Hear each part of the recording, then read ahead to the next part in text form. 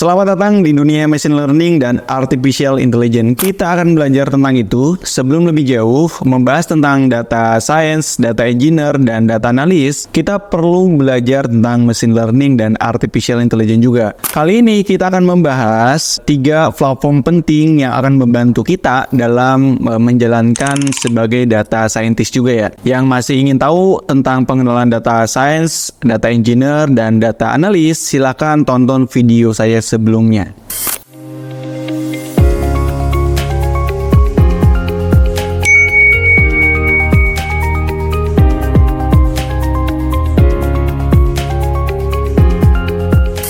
Kalau kalian mau jadi data scientist, maka nanti tidak akan begitu bingung dan mengenal dengan nama Kaggle, yaitu suatu platform ini online ya untuk kolaborasi terkait dengan data science. Jadi kalau kalian register di Kaggle, itu bisa mengikuti kompetisi tentang data science. Jadi Kaggle ini menawarkan berbagai jenis kompetisi dari mulai pemula sampai memang yang expert. Kita di sini bisa berkompetisi dengan data scientist yang lainnya ya, banyak di seluruh dunia untuk menyelesaikan masalah-masalah data yang kompleks tentang data science. Yang kedua, Kaggle ini adalah platform untuk belajar dari data scientist lainnya, bahwa Kaggle ini memiliki forum diskusi yang aktif dari berbagai negara untuk bertukar ide terkait dengan belajar data scientist. Ini mendapatkan bantuan juga dari mereka biasanya kalau kita ada error atau yang lainnya. Yang selanjutnya, kalau kita gabung ke Kaggle ini membangun portofolio, karena kita di situ bisa upload berbagai karya kita tentang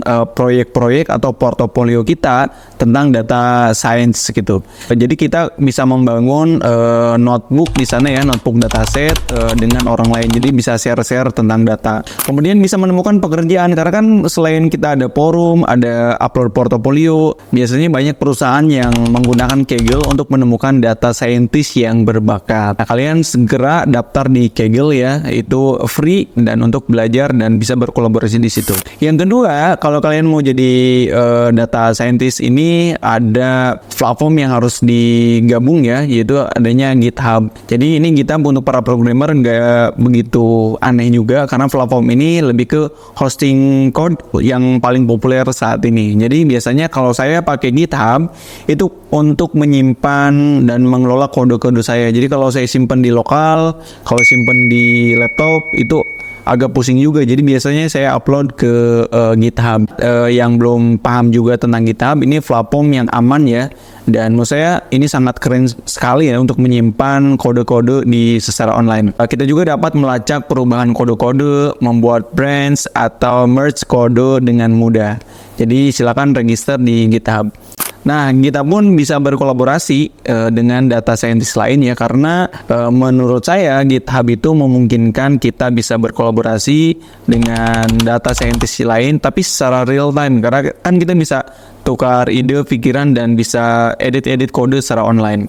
Kita juga dapat bekerja sama terkait proyek-proyek secara bersamaan. Paling penting adalah ketika gabung di GitHub, kita itu bisa berbagi proyek, karena kan kode-kodenya disimpan di situ. Jadi kita bisa sharing, bisa nyari kode-kode orang lain juga. Jadi bisa membantu lah untuk pengembangan kode-kode yang ditulis untuk data scientist. Ini adalah cara yang bagus untuk mendapatkan feedback ya.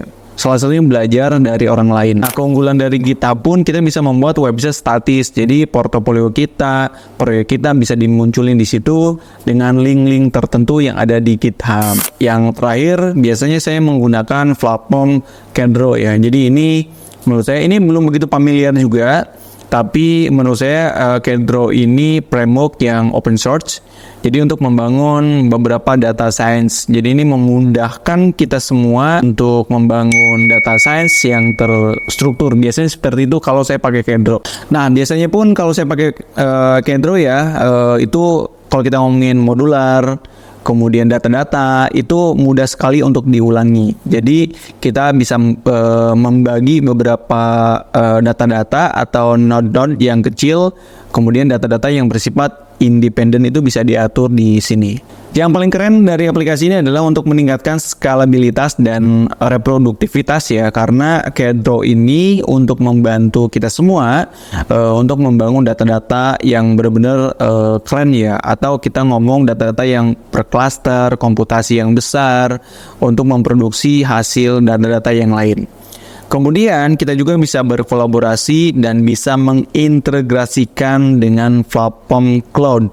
Jadi kita kalau punya data di AWS, kemudian di Microsoft Azure, ini bisa juga diintegrasikan. Jadi mudah kita untuk pengelolaan code dan data yang benar-benar bisa diintegrasikan nanti oleh tim data engineer, bahkan di data analis.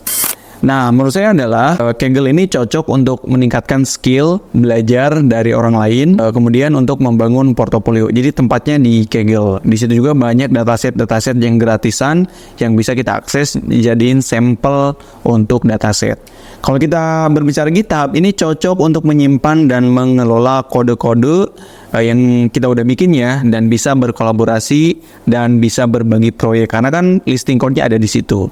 Dan untuk Kedro ini cocok untuk membangun data science yang kompleks dan yang besar, itu cocoknya di situ. Saran dari saya buat teman-teman yang mau belajar tentang ini, pertama bergabunglah dengan komunitas data science untuk mendapatkan bantuan dan saran. Jadi jangan anti untuk gabung ke komunitas. Kemudian jangan ragu untuk bereksperimen, mencoba hal-hal yang baru terkait dengan pengolahan data. Nah, itulah rentetan terkait mengenal Kaggle, GitHub, dan Kedro dalam data science. Jangan lupa teman-teman untuk subscribe video ini dan share juga ya ke kerabat teman-teman semua yang mau belajar tentang data science. Kalau banyak yang komen dan share, maka saya semangat juga untuk buat materi-materi lain terkait dengan data science, data engineer, bahkan data analis. Terima kasih.